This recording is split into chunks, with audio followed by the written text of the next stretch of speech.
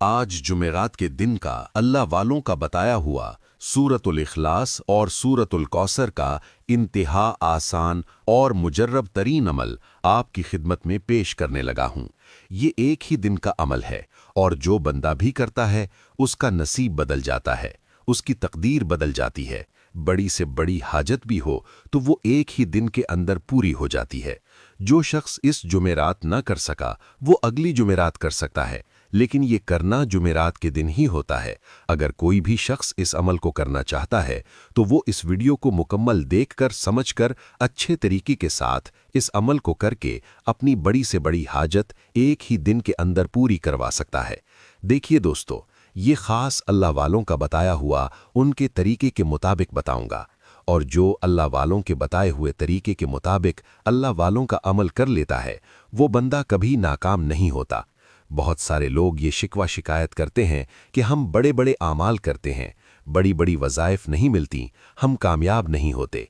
लेकिन मैं ये बात दावे के साथ कहता हूँ, अगर आपने कभी अल्लाह वालों का बताया हुआ अमल नहीं किया तो ये एक बार करके देखें। इसके बाद आपकी ज़िंदगी बदल जाएगी। रुके हुए काम जारी हो जाते हैं। आप किसी भी मुश्किल में मुब्तला हैं, कोई भी परेशानी है, बस आपने इस अमल को इस तरह करना है कि सबसे पहले बावुज़ू होकर पाक जगह बैठकर इस अमल को शुरू करना है। बात कर लेते हैं वक्त की कि वक्त की कोई कैद नहीं है। आज जिस वक्त करना चाहें कर सकते हैं, लेकिन दिन का जुमेरात का होना ज़रूरी है। आप जुमेरात के दिन ही इस अमल को करेंगे। अगर आज नहीं कर सकते तो फिर अगली जुमेरात। इसके अलावा इस अमल के और बहुत ज़्यादा फ़ायदे आपको ये मिलेंगे कि आपका दुश्मन कभी भी आपको नुकसान नहीं पहुंचा सकेगा। आपके घर से, आपकी जेब से कभी रिज़्क ख़त्म नहीं होगा, कभी दौलत ख़त्म नहीं होगी, कभी जेब पैसों से खाली नहीं होगी। लेकिन अमल हर जुमेरात अगर कोई शख्स कर लेता है तो पूरे हफ्ते के रिज़्क का इंतज़ाम हो जाता है। अगर कोई बंदा सिर्फ साल में ही एक मर्तबा एक जुमेरात के दिन ये अमल कर लेता है तो अल्लाह ताला उस बंदे की हर दुआ को कबूल फरमाना शुरू कर देता है। वो बंदा फिर अल्लाह की बारगाह से जो भी दुआ करता है, अल्लाह इस अमल की बरकत से मुकम्मल तफसील के साथ समझाने लगा हूँ। इससे पहले हमारी जुमेतुल मुबारक के दिन एक खुसूसी दुआ होती है। जो शख्स भी उस दुआ के अंदर अपना नाम शामिल करवाना चाहता है, सिर्फ और सिर्फ 10 मरतबा दुरूद इब्राहीम पढ़कर कमेंट में अपना नाम लिख दे। इंशाअल्लाह उसको दुआ में शामिल किया जाएगा।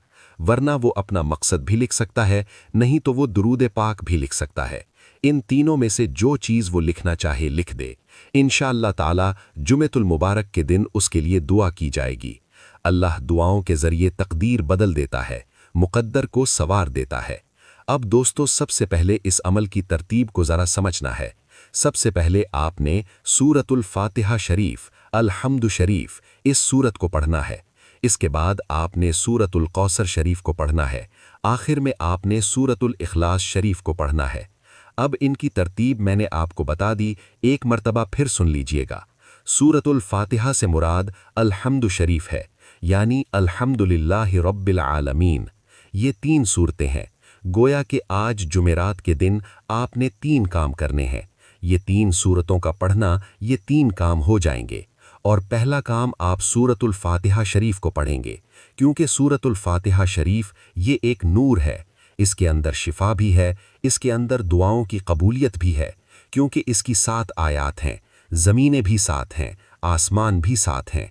अगर 7 ज़मीनों 7 आसमानों से रिज़्क चाहते हो, दौलत चाहते हो, इज़्ज़त चाहते हो, शोहरत चाहते हो, तो फिर आप इस सूरत को पढ़ेंगे इस तरतीब के मुताबिक कि इंशाअल्लाह आप जिधर जाएंगे, जहां भी जाएंगे, अल्लाह कामयाबी से। तो दोस्तों, ये सूरतुल फातिहा शरीफ सहाबी रसूल हज़रत अबू ज़ैद रदी अल्लाह ताला अन्हो फरमाते हैं, एक मरतबा रात का वक्त था, मैं प्यारे आका मकी मदनी मुस्तफ़ा सल्लल्लाहु अलैहि वसल्लम के साथ मदीना मुनव्वरा की एक गली से गुजर रहा था। अचानक एक घर से आवाज़ आई। एक सहाबी तहज्जुद की नमाज में सूरतुल फातिहा की तिलावत कर रहे थे। उसे सुनकर रसूलुल्लाह सल्लल्लाहु अलैहि वसल्लम ने इरशाद फरमाया कि ठहर गए और सूरतुल फातिहा की तिलावत सुनने लगे।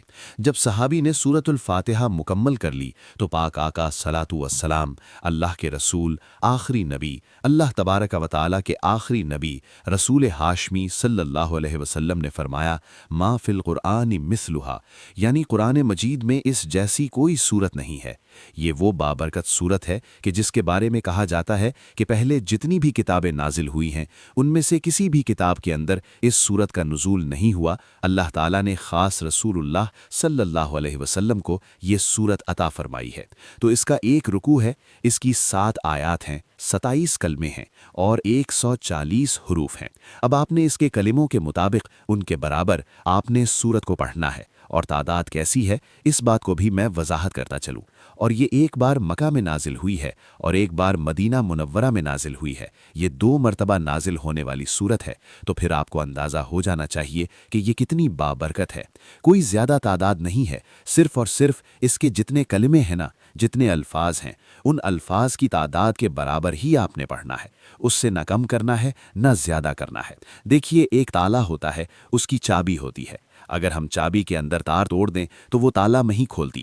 اسی طرح تعداد جو اللہ والوں کی بتائی ہوتی ہے اس میں کمی بیشی کریں تو پھر وظیفے کے اندر تاثیر کم ہو جاتی ہے، البتہ ثواب ضرور مل جاتا ہے، کیونکہ اللہ کے کلام کو پڑھنے سے، ایک حرف پڑھنے سے 10 نیکیاں تو ملتی ہیں، 10 گناہ تو معاف ہوتے ہیں، 10 درجے تو بلند ہوتے ہیں، لیکن وہ پھر آپ اپنے مقصد کو حاصل نہیں کر پاتے۔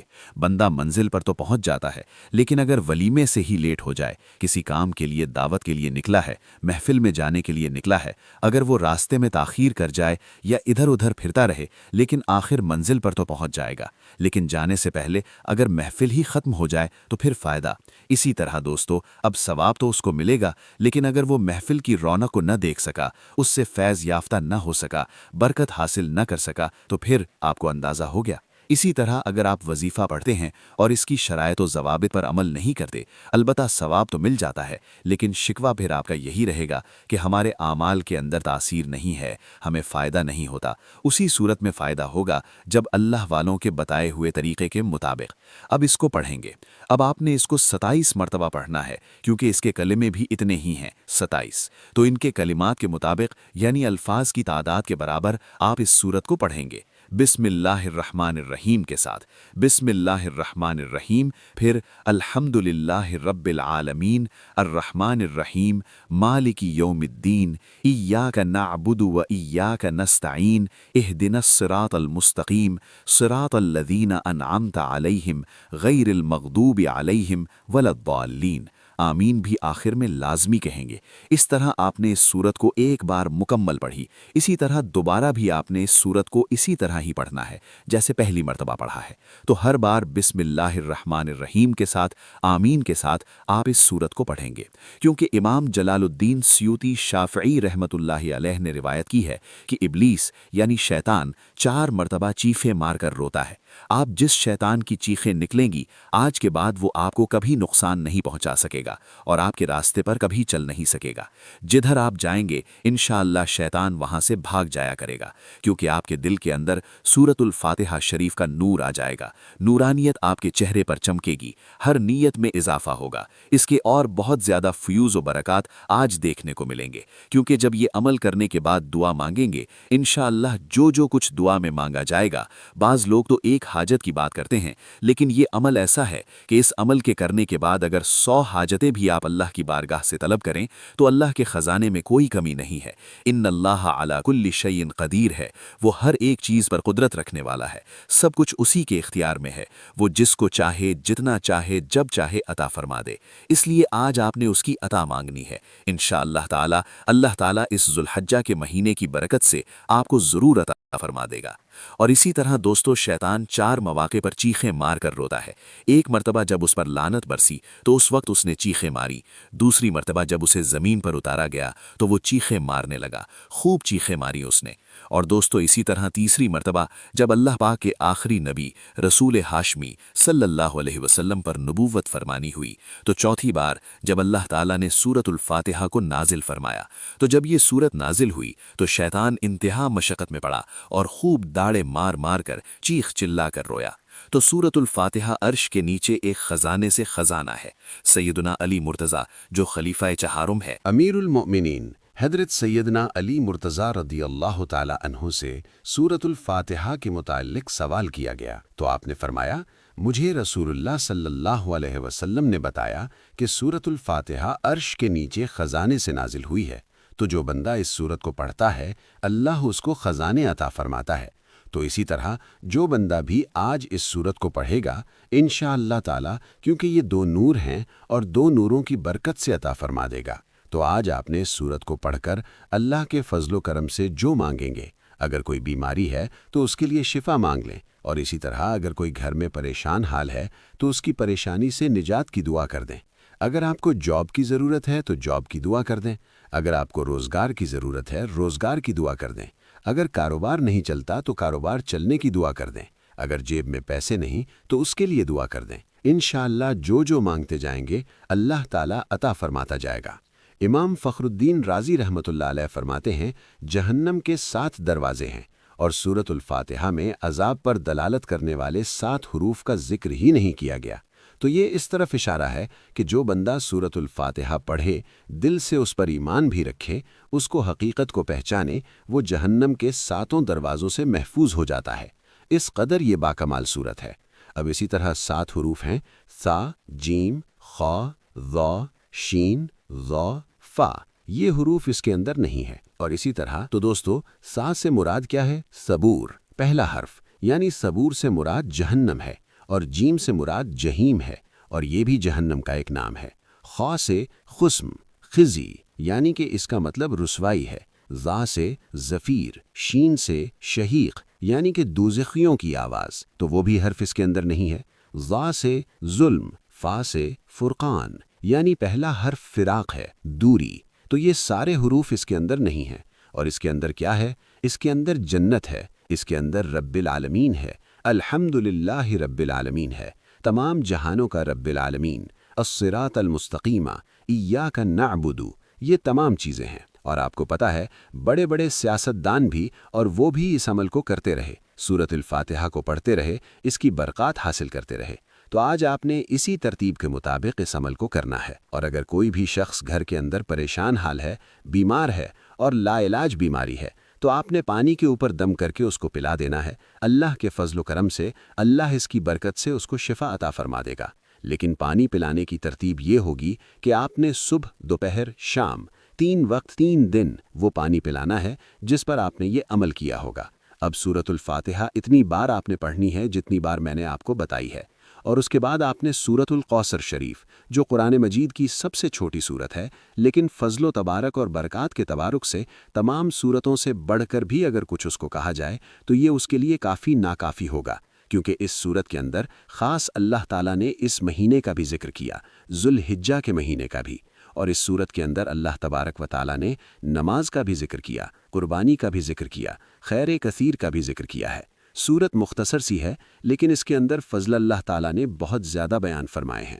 تو اس لیے دوستوں، اب آپ نے اس کے بعد اس سورت کو پڑھنا۔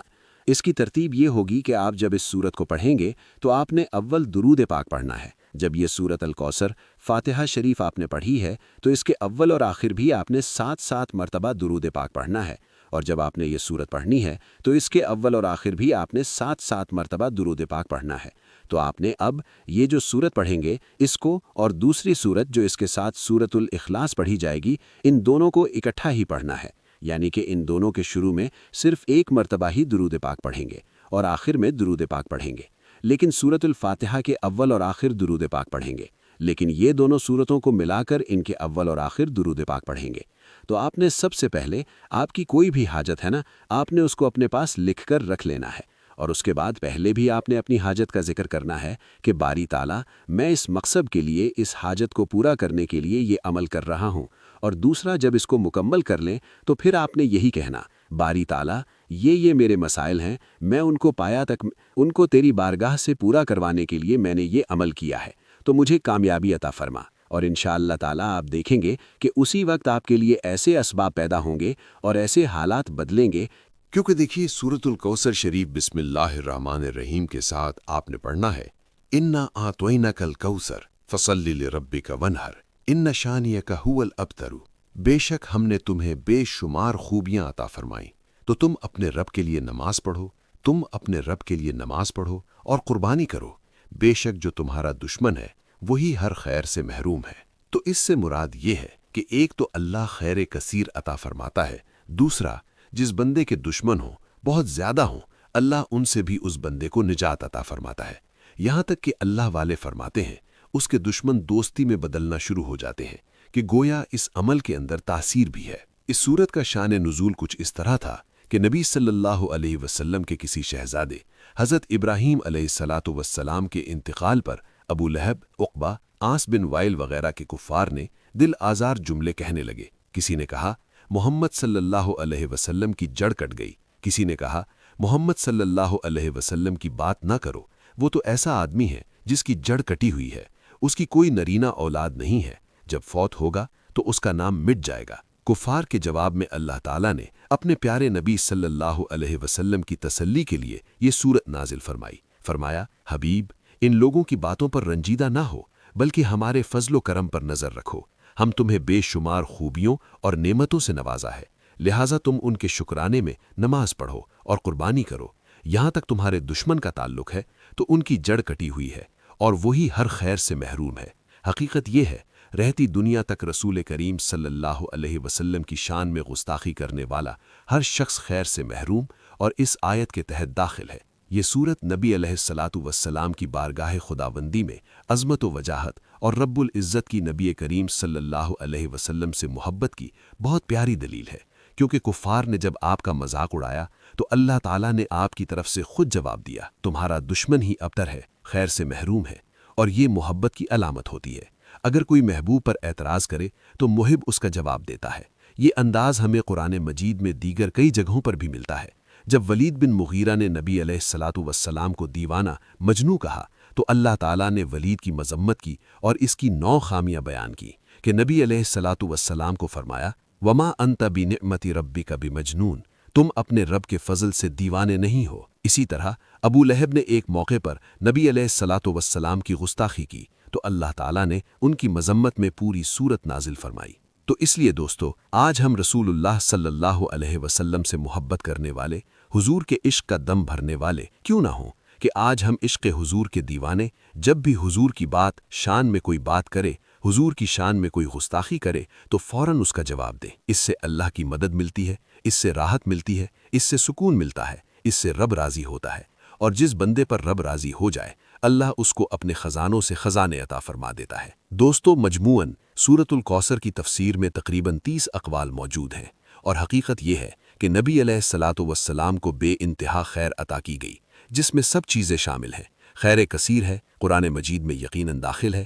اس عظیم خیر اور کیا ہوگا؟ یوں ہی نبی علیہ السلام کو اعلیٰ درجے کی حکمت بلکہ حکمتوں کے خزانے عطا فرمائے گئے۔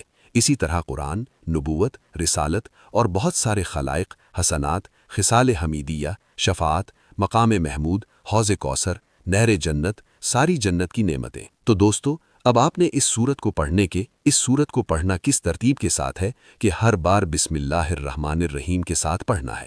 دیکھیے، یہ جتنے فضائل بتائے ان کو ذہن میں رکھیں، اور کبھی بھی کوئی آپ کے سامنے حضور کا دشمن، کوئی بدبخت آپ کے سامنے ایسی آواز کرتا ہے تو فوراً آپ اس کو بتائیں کہ اللہ نے دشمنوں کی قرآن کے اندر مذمت فرمائی ہے۔ انشاءاللہ جب یہ بات ہوگی تو کوئی دشمن بھی آپ کا بال بیکا نہیں کر سکتا، کیونکہ آپ کے پاس قرآن کی ان الفاظ کی طاقت موجود ہوگی۔ تو آج آپ یقین کامل کے ساتھ اس عمل کو کرنے کے لیے بیٹھیں اور سب سے پہلے درود پاک پڑھیں۔ درود پاک پڑھنے کے بعد اس سورت کو آپ نے بسم اللہ الرحمن الرحیم انا اعطینک الکوثر فصلی لربک وانحر ان شانیک ھو الابتر، تو آپ نے اسی طرح اس سورت کو پڑھا ایک مرتبہ۔ اب دوبارہ پڑھیں بسم اللہ الرحمن الرحیم انا اعطینک الکوثر فصلی لربک وانحر ان شانیک ھو الابتر۔ اسی ترتیب کے مطابق اس سورت کو آج آپ نے کوئی زیادہ تعداد میں نہیں، صرف اور صرف 27 مرتبہ پڑھنا ہے۔ اب دوستوں، بات کرتے ہیں سورۃ الاخلاص سے، جس کی صرف 4 آیات ہیں۔